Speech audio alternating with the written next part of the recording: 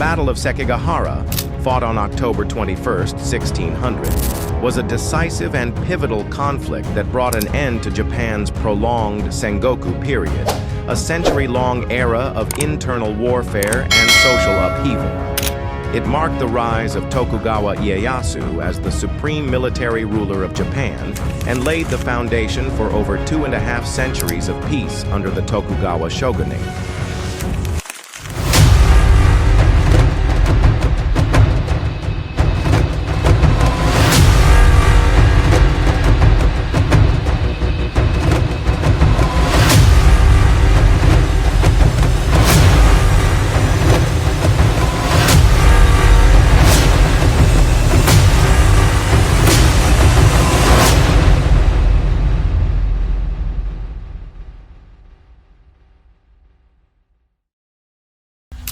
The battle took place near the village of Sekigahara, located in the mountains of central Japan. After the death of Toyotomi Hideyoshi in 1598, Japan was left without a strong unifying figure. Hideyoshi's young son, Toyotomi Hideyori, was too young to rule, so a council of 5 elders had been appointed to govern in his stead. Tokugawa Ieyasu, a cunning and influential daimyo from the eastern provinces and one of the appointed elders, began to consolidate power through strategic alliances, marriages, and military positioning. His growing influence alarmed other powerful lords, especially those loyal to the Toyotomi legacy. Ishida Mitsunari, a capable administrator and loyalist to Hideyoshi, saw Ieyasu's ambitions as a threat to national unity and gathered support from a coalition of daimyo, mainly from western Japan. This led to the division of the country into 2 major factions: the Eastern Army, led by Tokugawa Ieyasu, and the Western Army, commanded by Ishida Mitsunari. On the day of the battle, approximately 160,000 troops converged at Sekigahara, around 75,000 for the Eastern Army and 85,000 for the Western Army.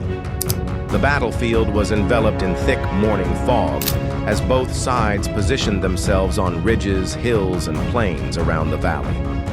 Ieyasu placed his forces strategically, with reinforcements hidden in nearby forests. Ishida, confident in his numbers and alliances, took a strong defensive position.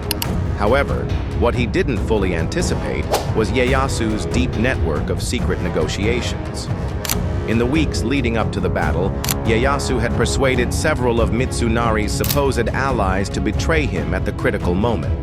The most notable of these was Kobayakawa Hideaki, who had been promised rich rewards for switching sides. Initially stationed on Mount Matsuo, Hideaki hesitated for hours, unsure of when or whether to defect. As the battle raged, Ieyasu reportedly ordered musket fire toward Hideaki's position to provoke him into action. Eventually, Hideaki descended the hill and charged against the western flank.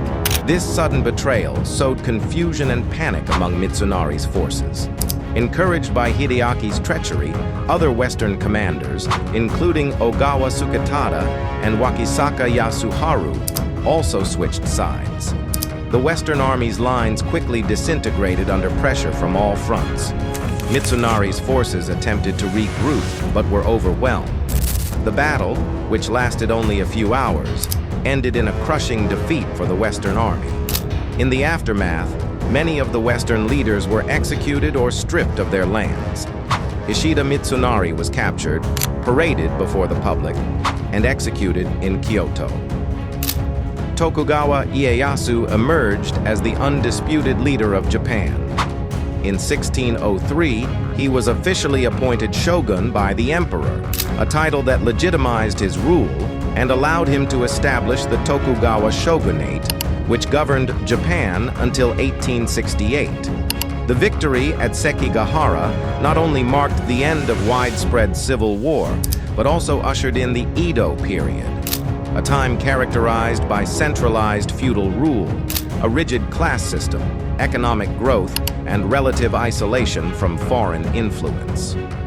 If you're fascinated by epic battles and ancient history, subscribe to our channel for stories that come alive. We use cutting-edge AI to recreate the past like never before, bringing history's greatest moments right to your screen.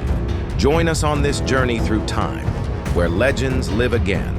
Don't forget to like, comment, and share your thoughts below.